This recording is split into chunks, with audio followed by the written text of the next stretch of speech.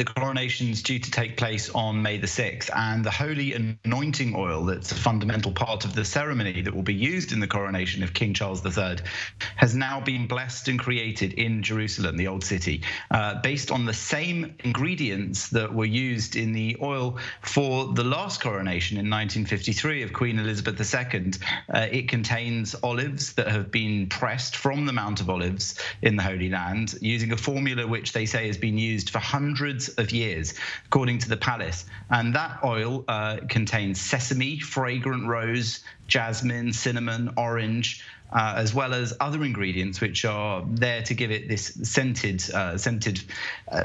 flavor, really. And that will be used during what is seen as one of the holiest moments of the coronation ceremony, when the king will be taken under a canopy and anointed with the oil, just as his mother was at her coronation all those years ago.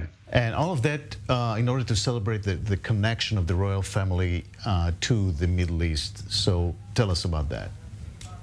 Yes, indeed. Well, the ceremony to make the oil was led by the Patriarch of Jerusalem, Theophilus III, as well as the Anglican Archbishop Hossam Naum.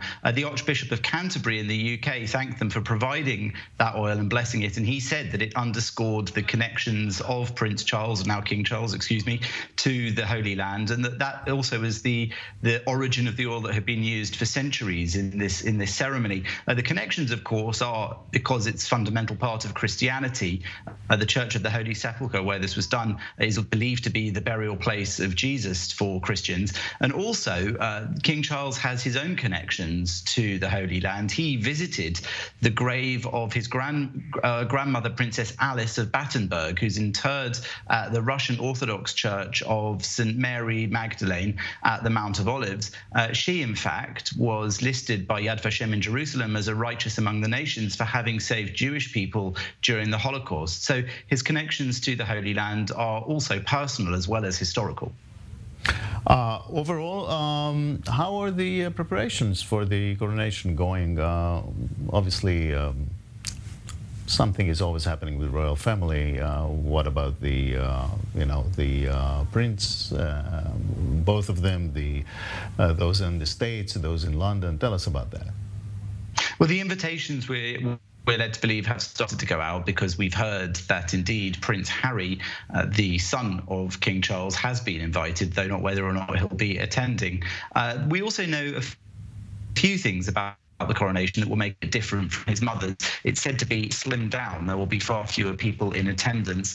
There will be other royalty invited, which is a bit of a change as well. Other European royalty, for example, and even royalty from the Middle East, and that will be a shift as well. And I think there is also a sense that while this is a religious moment for the king, who is the defender of the faith in the United Kingdom as well as the monarch, it's going to give a nod to other faiths as well. And the chief rabbi of the United Kingdom will be there, despite it in fact being on Shabbat. Special arrangements have been made for him to be able to sleep in one of the king's residences on the night before, so that he can walk there and be the ceremony too, or at least be in the audience for the ceremony. So it's obviously going to be quite a historic moment, something that most people will never have seen during their lifetimes, and something that will be watched around the world by millions of people. Right. Jonathan Sacerdoti, thank you very much.